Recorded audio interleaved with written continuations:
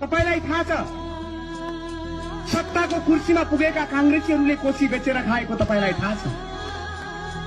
कांग्रेसहरूले सत्तामा हुँदाखेरि गण्डकी बेचेर खाएको तपाईलाई थाहा छ। जनताको बहुदलीय जनवादबाट नेपाली जनतालाई न्याय दिन्छु भन्ने एमालेहरू सत्तामा पुगेपछि महाकाली बेचेर खाएको तपाईलाई थाहा छ। झापाबाट चप्पल लगाएर निस्केका नेताहरू महाकाली बेचेको पैसाले काठमाडौँमा अरबपति बने तपाईलाई थाहा छ। यही रोल्पा जहाँबाट जनयुद्ध सुरु भयो भनेर भनिन्छ, यही रोल्पाका थुप्रै नेताहरू रोल्पाबाट चप्पल पट्याक पट्याक पड्काउँदै माओवादी जनयुद्धमा लागे।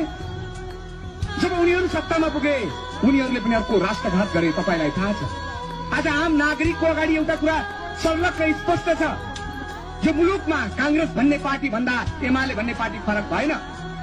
एमाले भन्ने पार्टी भन्दा फरक माओवादी केन्द्र हुन सकेन, किनभने यी सबै संसदीय राजनीतिक पार्टीहरू हुन्, संसदीय दलालहरू हुन्, संसदीय आहालमा चुर्लुममा नाक रगडेका पार्टीहरू हुन्। त्यसकारण यीहरूबाट देशप्रतिको मायाको अपेक्षा गर्न सकिँदैन।